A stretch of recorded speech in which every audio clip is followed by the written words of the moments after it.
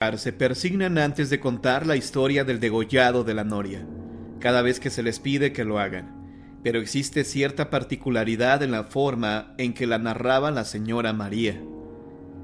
Ella recuerda claramente lo sucedido.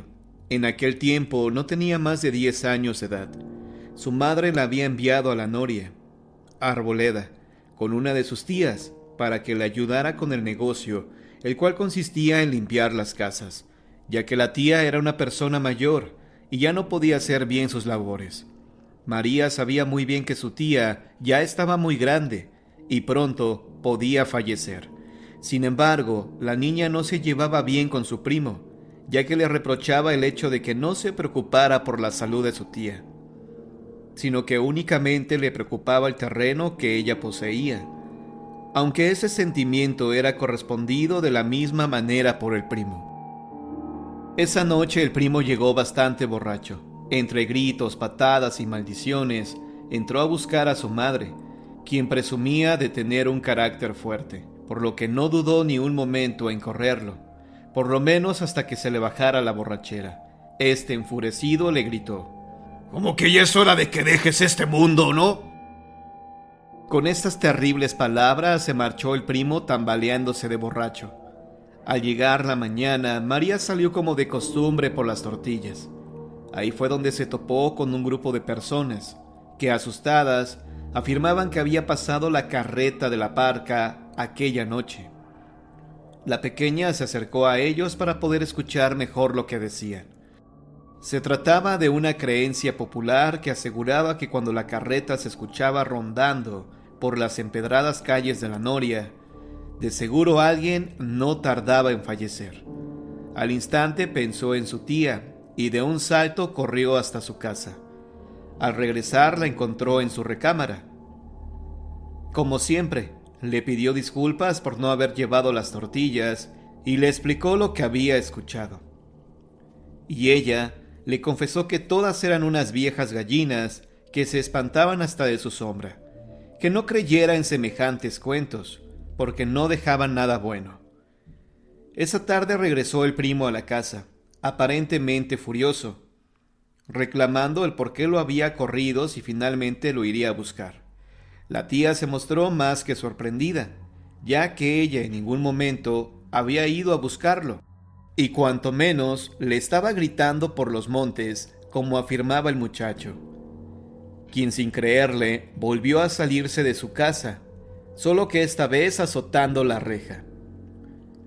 Al día siguiente, cuando María fue por el mandado, en la tienda se topó a las mismas señoras del día anterior, y de nuevo decían haber escuchado la carreta de la parca rondando. Una de ellas dijo que la había visto dirigirse a la casa del huerto, a lo que otra de ellas contestó que por nada del mundo se deben asomar cuando ande la carreta vagando, pues te podía confundir con la persona que anda buscando, y que cuando se da cuenta de que no lo eres, se enoja partiendo el cuello con la guadaña. Estas palabras lograron inquietar demasiado a María, quien regresó muy pálida a casa, recordando las palabras de aquellas señoras, ya que aquel huerto donde decían haber escuchado la carreta era precisamente el huerto de la tía, donde se encontraba su primo. A todo esto le sumó la versión de su primo, quien aseguraba que su tía le había estado llamando.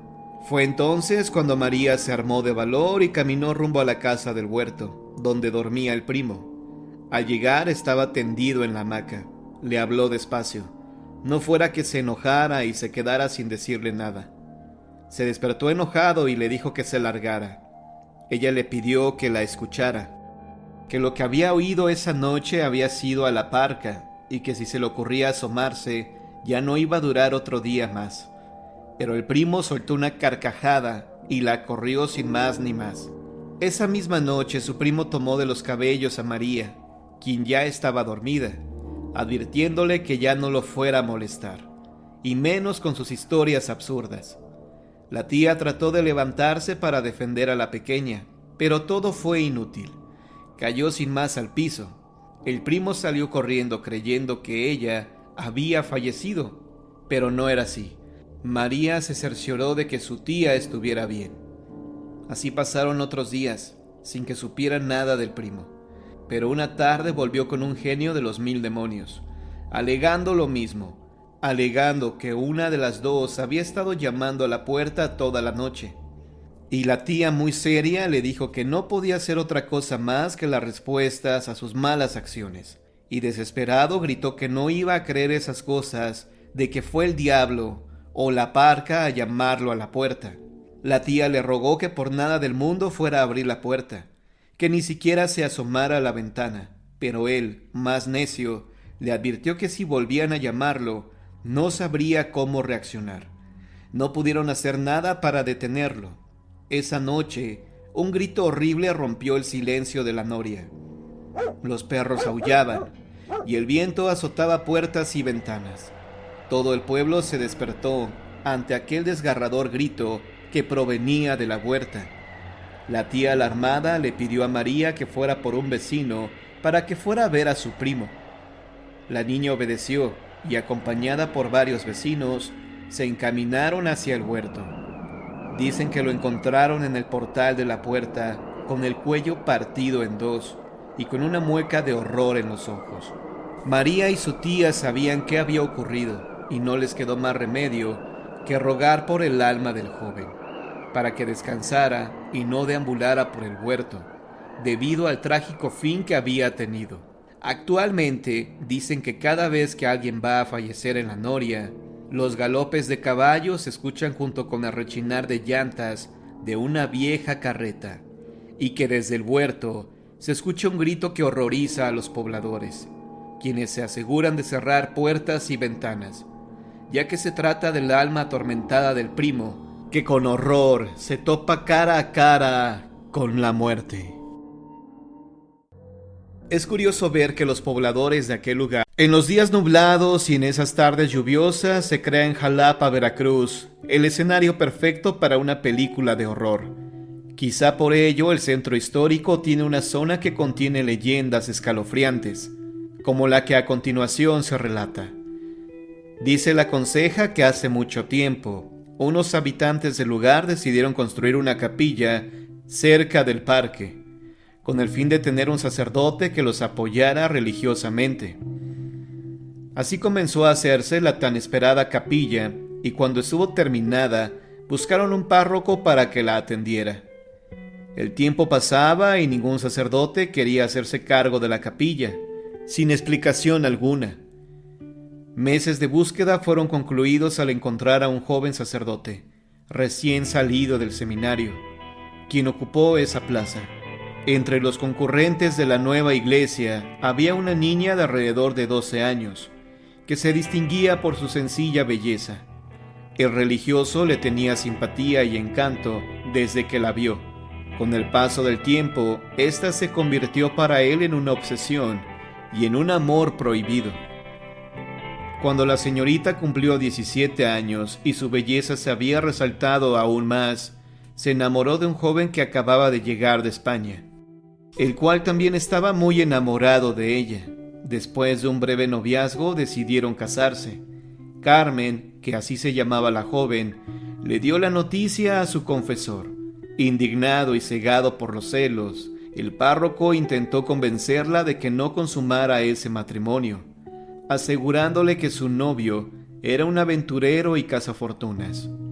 Ella hizo caso omiso a los comentarios y los preparativos de la boda continuaron. La tarde anterior a la ceremonia, Carmen fue a la parroquia para confesarse. El clérigo la recibió malhumorado, ya que al día siguiente tenía que oficiar la misa del casamiento. Su rabia fue creciendo mientras Carmen, en su devoción, cumplía el rito de la confesión. El hombre no se pudo contener y se abalanzó sobre ella con la finalidad de besarla. Después de una feroz lucha, él pudo dominarla y cometió, dicen, el deplorable acto de abusar de ella. En esos momentos cayó sobre Jalapa una horrible tormenta que, entre fuertes huracanadas, truenos y rayos, amenazaba con inundar la ciudad. El sacerdote, al verse acorralado por lo abominable de sus actos, le quitó la vida a Carmen y luego se la quitó él.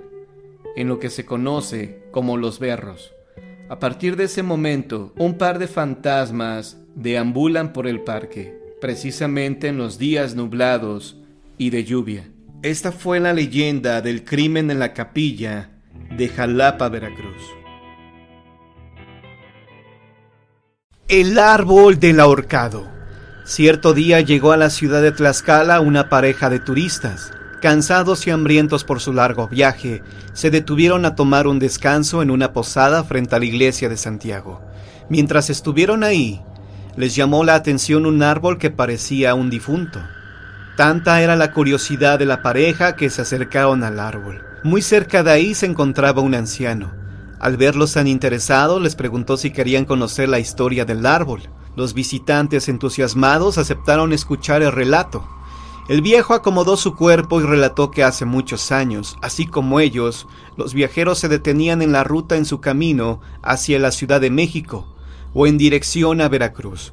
Para descansar sus fatigados cuerpos se alojaban en el albergue, propiedad de un andaluz de fuerte temperamento, que tenía una hija de nombre Gloria, cuya gracia y belleza resaltaba en cada tema que se hablara en la posada. Los hombres admiraban a la joven en silencio, pues ninguno se atrevía a expresarle sus intenciones por miedo al impetuoso progenitor. Por aquellos tiempos, un grupo de forajidos llamados los Plateados, apodados de esa manera por los brillantes botones y espuelas confeccionados de dicho metal precioso que traían consigo, se hospedaron en la posada, donde pidieron pan y vino. Ese día los ánimos se subieron por la bebida, y uno de los visitantes insultó a otro desatando una batalla campal. Asustada, una de las camareras ya no quiso seguir atendiendo a los huéspedes, pero Gloria se acercó valientemente y siguió atendiendo a los forajidos. El más temible de los visitantes, un hombre llamado Evaristo, se acercó a la joven, la miró y la advirtió que ella fallecería. Ella, sin inmutarse ante semejante aseveración, contestó con gracia: «Mejor viviré». El jinete le propuso entonces visitarla. Gloria aceptó la propuesta, diciéndole que diera 3 golpes en su balcón para asegurarse de que se trataba de él. Una semana más tarde, debajo del balcón de Gloria, se escucharon los 3 golpes. La joven recibió contenta al forajido, ya que por fin alguien se estaba atreviendo a desafiar el carácter de su padre. Desde esa misma noche se convirtieron en novios, hasta que un día el dueño del establecimiento fue alertado.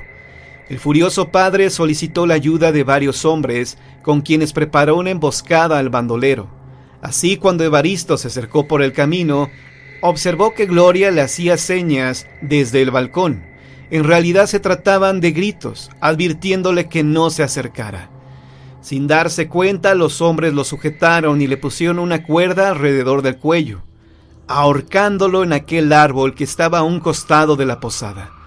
Antes de exhalar su último aliento, un caballo irrumpió entre los hombres. Su jinete de un tajo cortó la cuerda que sostenía a Evaristo y salió despavorido con una lluvia de balas a sus espaldas. Después del tiroteo, el caballo se detuvo en la lejanía, mientras los hombres se dieron cuenta que Gloria había fallecido, en tanto que Evaristo se encontraba tirado gravemente herido. No conformes con esto, lo colgaron de nueva cuenta en el árbol, donde finalmente falleció. Se dice que el cuerpo del hombre ahorcado desapareció ante los ojos atónitos de los presentes. Segundos después escucharon a lo lejos el relinchar de un caballo. Cuando los crueles hombres voltearon a ver, se dieron cuenta que Evaristo y Gloria iban montados en aquel animal salido de ultratumba. Por eso, cuando se celebran las fiestas de Tetla, se dice que nadie debe pasar por debajo del árbol del ahorcado, pues de hacerlo, la imagen de un jinete galopando veloz junto con una joven cuyo rostro es una calavera se hará presente.